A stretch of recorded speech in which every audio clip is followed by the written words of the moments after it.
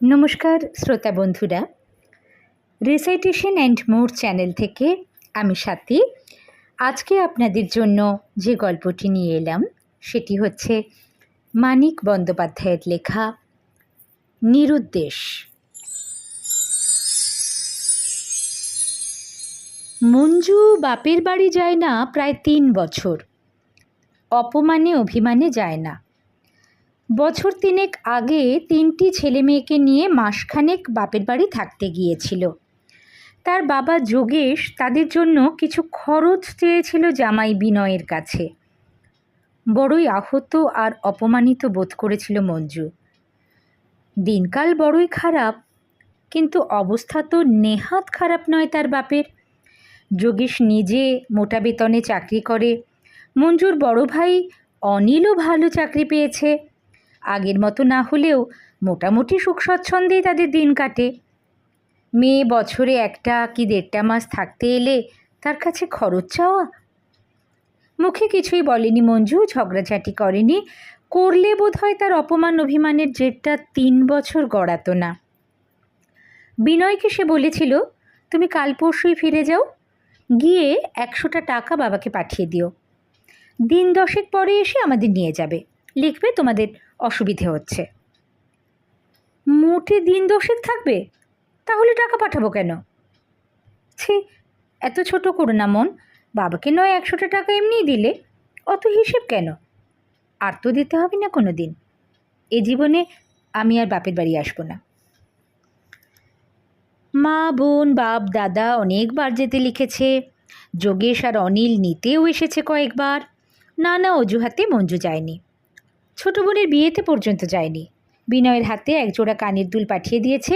বিনয়কে পরিষ্কার বলে দিয়েছে 1 রাত্রের বেশি সে যেন তার বাপের বাড়িতে বাস না করে। শালির বিয়ের ফুর্তিতে যেন মেতে না যায়। বিনয় অবশ্য 1 রাত্রিও থাকেনি, চাকরির অজুহাত জানিয়ে পরেই ফিরে এসেছে শ্বশুরবাড়ি থেকে। মাঝে মাঝে আজকাল মনটা কেমন করে ওঠে মঞ্জুর।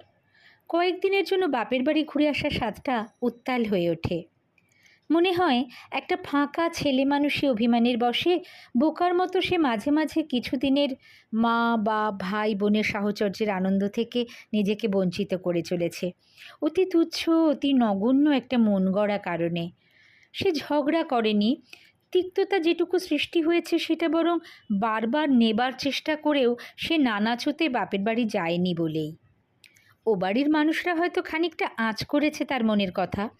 সেবার 1 মাস 1.5 মাস থাকতে গিয়ে বিনয়ের কাছে খরচ চাওয়ার পর মোটে দিন 10 ম্লান গম্ভীর মুখে কাটিয়ে ফিরে আসার পর 3 বছর একদিনের জন্যও বাপের বাড়ি পা না দেবার কারণটা কতকটা নিশ্চয়ই আন্দাজ করেছে। কিন্তু ওটাই যে তার আসল কারণ। তার মন যে বিগড়ে গেছে ওই একটি কারণেই, আর সেটা থেকে গেছে তারই মনের গহনে। ওরা সেটা কল্পনা করতে পারেনি। বিয়ের পর 6-7 বছর যখন খুশি তখন বাপের বাড়ি গেছে, যতদিন খুশি থেকেছে। খরচ দেবার কথা কেউ বলেনি। এই আগুন লাগা চড়া বাজারে 3টি ছেলে মেয়ে নিয়ে সে 1 মাসের বেশি আরাম করতে গিয়ে থাকলে তার বাবা যদি ভাষা ভাবে তাদের জন্য কিছু খরচ চেয়েই থাকে তার স্বামীর কাছে, তাতে তার কোনোই অপমান ছিল না। সে আজ অনায়াসে কয়েকদিন বাপের বাড়ি ঘুরে আসতে পারে, সকলে খুশি হবে। কিন্তু কি করে যায় মঞ্জু? সেরকম আগ্রহের সঙ্গে বাপ ভাই তো তাকে যেতে বলে না। আর ওদেরও তো মান অপমান অভিমান আছে, ধৈর্যের সীমা আছে। বছরের পর বছর ওরা কি তাকে তোষামত করলে চলবে?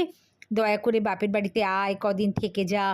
অথচ ওরা বেশ একটু আগ্রহের সঙ্গে জোরের সঙ্গে নিতে না চাইলে এখন নিজের মান বজায় রেখে যাওয়াও সম্ভব নয় মঞ্জুর পক্ষে। নিজের অপমান অভিমানের কি ফাঁদেই আটকা পড়ে গেছে মঞ্জু? বিনয় বলে, কি হলো তোমার? দিন দিন এরকম মনমরা হয়ে মুষড়ে যাচ্ছ, কাহিল হচ্ছ। মঞ্জু জোর করে হেসে বলে, দেখেছ নজর করে? ভালোবাসা আছে মনে হচ্ছে যেন। এত সহজে কথাটা এড়িয়ে যাবার সুযোগ বিনয় তাকে দেয় না। বলে, কাহিল না হলে সেটা বুঝতে পারি, মাছ দুধ পাচ্ছ না, রেশনের চাল সইছে না, কিন্তু এত মন মরা হয়ে যাচ্ছ কেন? মেজাজ এলোমেলো হয়ে যাচ্ছে কেন? অভাব বাড়ুক সেজন্য রোগা হও, আপত্তি নেই, কিন্তু মন মেজাজ বিগড়ে যাবার মানুষ তো তুমি নও। মঞ্জু স্থির দৃষ্টিতে চেয়ে থাকে, ধীরে ধীরে ঠোঁট কামড়ায়, তার চোখ দিয়ে জল গড়িয়ে পড়ে।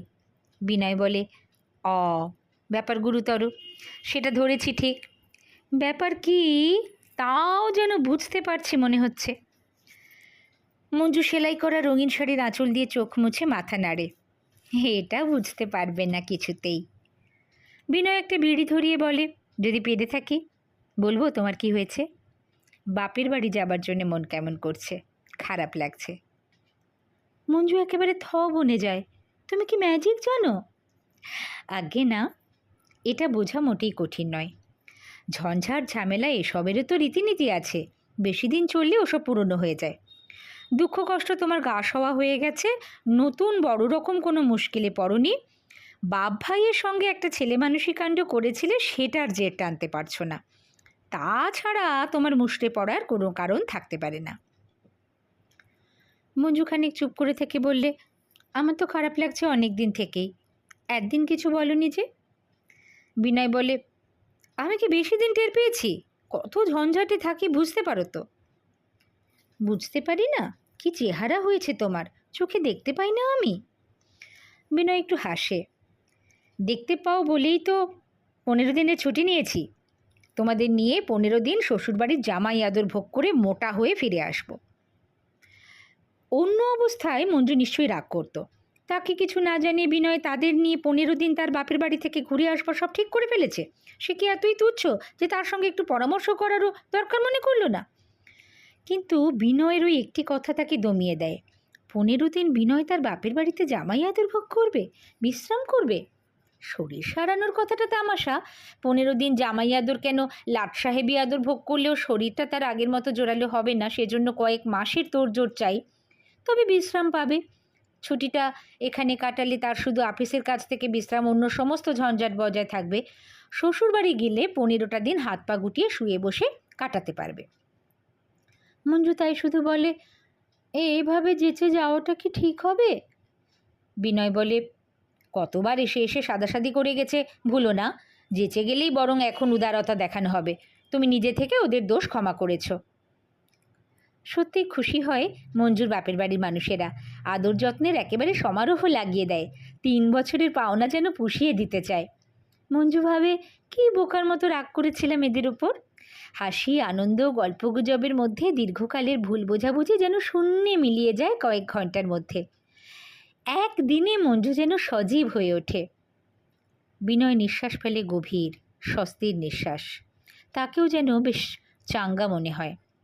মঞ্জু কৃতজ্ঞতার সঙ্গে বলে, তুমি সত্যি আমার যে কী উপকারটা করলে, তোমার জন্যই আশা হলো, নইলে বাকি জীবনটা হয়তো মিথ্যে রাগ নিয়ে মিছিমিছি জ্বলে পড়ে কাটত। বিনয় পরম খুশির সঙ্গে বলে, আমিও বেঁচেছি, তোমাদের মিটমাট হয়ে গেল। মঞ্জু কি জানতো তার হাসি আনন্দের জেরটা ঠিক 2টি দিনের বেশি চলবে না। ঠিক 2 দিন তার পরম শান্তিতে কাটে। 3য় দিন সকালে চা খাবার খেয়ে ফর্সা জামাকাপড় পরে 2খানা আধময়লা ধুতি আর একটা পাঞ্জাবি কাগজে পুঁটলি করে বিনয়কে বেরোতে দেখে মঞ্জু জিজ্ঞাসা করে, কোথায় যাচ্ছ? জামাকাপড় লন্ড্রিতে দিয়ে আসি। তোমার যাবার কি দরকার? যাই, একটু হাঁটাও হবে। সেই যে হেঁটে বেরিয়ে আসার উদ্দেশ্যে বিনয় বার হয়, আর সে ফিরে আসে না। বেলা বাড়ার সঙ্গে সঙ্গে শুরু হয় বাড়ির অস্বস্তি বোধ। ক্রমে ক্রমে সেটা দাঁড়িয়ে যায় দুর্ভাবনায়। দিন কাটে, রাত আসে, ভোর হয়, বিনয় ফেরে না। এভাবে কিছুক্ষণের জন্য একটা মানুষ বেরিয়ে গিয়ে বাড়ি না ফিরলে খোঁজ খবর নেবার জন্য যা কিছু করা দরকার সবই করা হয়। যোগেশ বলে, অ্যাক্সিডেন্ট হয়নি, তাহলে জানা যেত। এইটুকুই সকলের ভরসা। দুর্ঘটনা ঘটে থাকলে তার খবরটা অজানা থাকে না। মঞ্জু একটা ঢোক গেলে বলে, আমি ফিরে যাই বাবা, আমার এখানে আসা নিয়েই একটা কিছু গোলমাল হয়েছে। ও বাড়িতে ফিরে গেছে মনে হয়। অনিল বলে, দাঁড়া, আমি খবর নিয়ে আসছি। চলো, আমিও যাব তোমার সঙ্গে, ওরা থাক। অনিলের সঙ্গে মঞ্জু একা ও বাড়িতে যায়। দেখা যায় তাদের ঘরের দরজায় তালা ঝুলছে 2টি। অন্য ঘরের ভাড়াটেদের কাছে খবর পাওয়া যায় বিনয় আগের দিন সকালে ঘণ্টা 2-এর জন্য এসেছিল। বাড়িওয়ালার সঙ্গে বিনয়ের ভাড়া নিয়ে ঝগড়া হয়।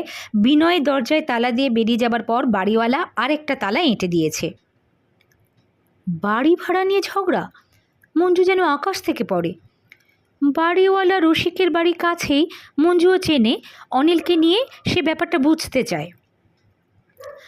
অনিল জিজ্ঞাসা করে, আপনি এদের দরজায় তালা লাগিয়েছেন কেন? রসিক বলে, ভাড়া না মিটিয়ে মালপত্র নিয়ে যাতে পালাতে না পারেন এই জন্যে। ক মাসের ভাড়া বাকি? 3 মাস হয়ে গেছে। মঞ্জু আর অনিল মুখ চাওয়াচাই করে। অনিল রসিককে বলে, তালা খুলে দিন, আজকেই সব ভাড়া পাবেন। ঘরে ঢুকে ধপাস করে খাটে বসে পড়ে মঞ্জু বলে, এ কীরকম ব্যাপার হলো? 3 মাস ভাড়া বাকি পড়েছে, আমি কিছু জানি না। অনিল বলে, তুই বস, আমি ব্যাংক থেকে ঘুরে আসি। মঞ্জু একটু ভেবে বলে, এক কাজ করো, ব্যাংক হয়ে ওর অফিসটাও ঘুরে এসো, অফিসে খবর নেওয়া উচিত। রাস্তায় অনিল ট্যাক্সি নেয়। ব্যাংকে টাকা তুলে বিনয়ের অফিসে খবর নিয়ে বাড়ি ফিরতে তার 2 ঘন্টার বেশি সময় লাগে না। খবর কি না, 5 মাস আগে অফিস থেকে বিনয় ছাঁটাই হয়েছিল। মঞ্জু বিহ্বলের মতো বলে, 5 মাস আগে? রোজ নিয়ম মতো অফিস করেছে, 15 দিনের ছুটি নিয়েছে বলল। তাহলে কি অন্য অফিসে ঢুকেছে? মঞ্জু ম্লান গম্ভীর মুখে বলল, আমায় না জানিয়ে? ছাঁটাই হবার কথাটা নয় চেপে গিয়েছিল, আর একটা কাজ পেলে জানাতো না? আমি এবার বুঝেছি ব্যাপার, আর উপায় ছিল না। আমার দায় তোমাদের ঘাড়ে চাপিয়ে সরে গেছে। অনিল একটু ভেবে বলে, লজ্জায় সরে গেছে সেটা বুঝতে পারি, কিন্তু এভাবে নিরুদ্দেশ হয়ে কেন? একটা চিঠি লিখে তোকে তো জানিয়ে যেতে পারত। মঞ্জু বলে, তাও বুঝলে না? 5 মাস টেনেছে, আমায় টের পেতে দেয়নি। আশা করছিল এ কদিনের মধ্যে যদি কিছু করতে পারে, সামলে নিতে পারে। অনিল বলে, আহা, নিরুদ্দেশ হলো বলেই আমরা জানতে পারলাম, ওখান থেকে উপায়ের চেষ্টা করলে আমরা তো টেরও পেতাম না। মঞ্জু বিষণ্ণ মুখে একটু হাসে। সেরকম মানুষ কি না এই অবস্থায় শ্বশুরবাড়ির অন্ন ধ্বংস করবে? তাহলে আগেই গিয়ে সাহায্যের জন্য হাত পাতত। শুনলেন মানিক বন্দ্যোপাধ্যায়ের একটি অনন্য সাধারণ গল্প, নিরুদ্দেশ। এরকম নানান স্বাদের গল্প শোনবার জন্য এই চ্যানেলটি সাবস্ক্রাইব করে রাখবেন। সবাই খুব ভালো থাকবেন। আবার আরেকদিন অন্য কোনো গল্প নিয়ে চলে আসব। নমস্কার।